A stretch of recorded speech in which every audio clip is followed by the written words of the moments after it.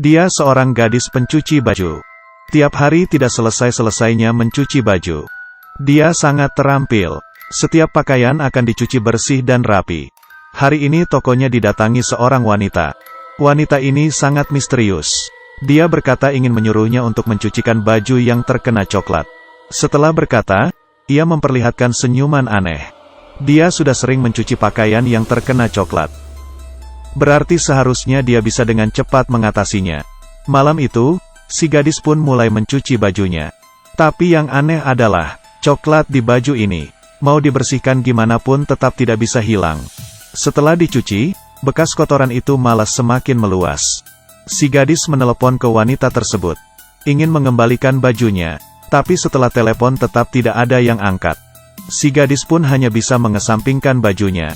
Menunggu wanita itu datang untuk mengambilnya. Tapi keesokannya, di saat si gadis melihat baju itu lagi, dan kotoran baju itu semakin banyak, lalu membentuk seperti bentuk muka orang. Si gadis ketakutan dan langsung memanggil orang tuanya. Tapi orang tuanya yang setelah melihat itu, lebih ketakutan dan pergi.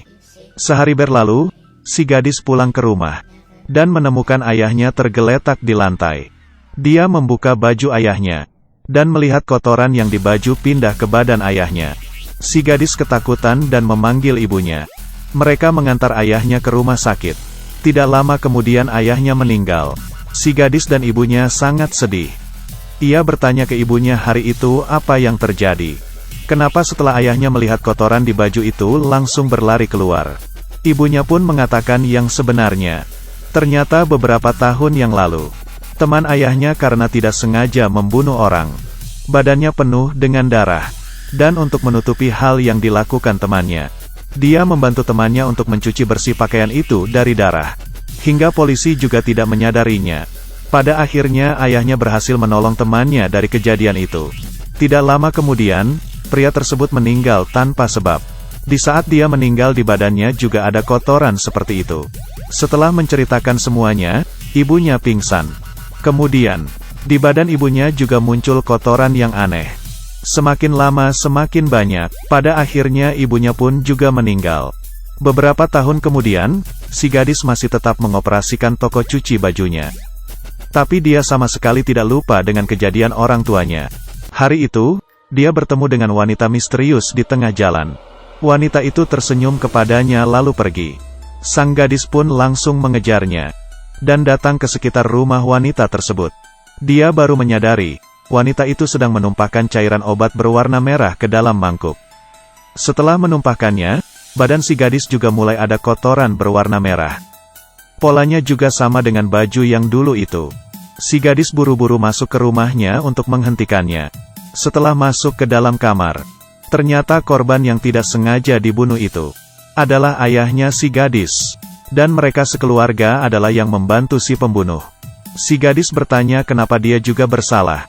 Wanita itu berkata saat kamu masih kecil, baju yang kamu cuci itu juga pakaian si pembunuh. Jadi kalian semua ada salahnya. Setelah selesai berkata, wanita lanjut menumpahkan cairan tersebut ke dalam mangkuk. Kemudian kotoran di tubuh si gadis pun mulai banyak. Dia tidak bisa apa-apa, hanya bisa mengambil vas bunga di sampingnya dan melemparnya ke kepala si wanita. Si wanita pun meninggal, tapi di tangannya juga ada darah. Di malam hari, dia mencuci baju yang penuh dengan darah hingga bersih. Untuk menghindari polisi. Beberapa tahun kemudian, si gadis sudah pindah ke tempat yang baru. Memulai hidup yang baru. Beberapa tahun ini, dia selalu merasa tidak aman. Tiap kali pakaiannya ada kotoran, dia akan langsung ketakutan. Sejak itu, dia yang hidup di dalam bayangan. Tidak lama, dia terbangun dari mimpinya. Ternyata si gadis selama ini dalam keadaan koma. Beberapa tahun yang lalu, karena kelelahan dia jatuh pingsan. Dan kepalanya terantuk dinding. Sejak itu pun dia belum bangun. Dokter sudah memeriksa otaknya. Dan otaknya ternyata bentuk seperti kotoran di baju. Pantasan saja dia selalu mimpi buruk. Mungkin ini kalau dalam keadaan koma. Dan ternyata semuanya karena si otak.